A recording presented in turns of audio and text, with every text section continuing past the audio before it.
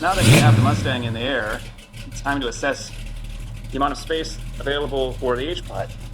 So here's the do-it-yourself kit, which has the inline pieces of the H that go in there, and then it's going to go across the center. And the kit supplies also a bent tube as well as a straight tube, kind of depending on how much space and the angle of your exhaust underneath.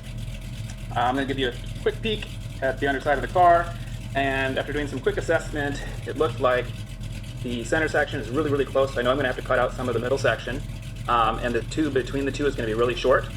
Additionally, instead of having a kind of a lap joint clamp putting things together, I decided to go ahead and take off the expanded piece on both sides so that my 2.5-inch exhaust from the kit is going to line directly up with the 2.5-inch exhaust that's already underneath the car. Therefore, here is a quick look. Okay, things are kind of coming together.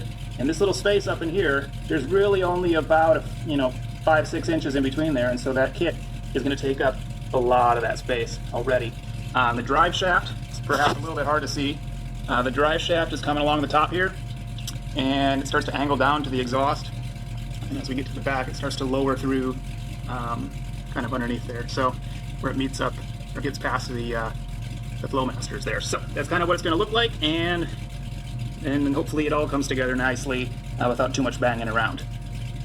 So here's the mocked up kit, and of course you got to go ahead and put the matte black paint on it there. Made sure to cut out enough of the exhaust, but not too much, and be able to get the clamps put on place and slide it all together for a nice fit and finish.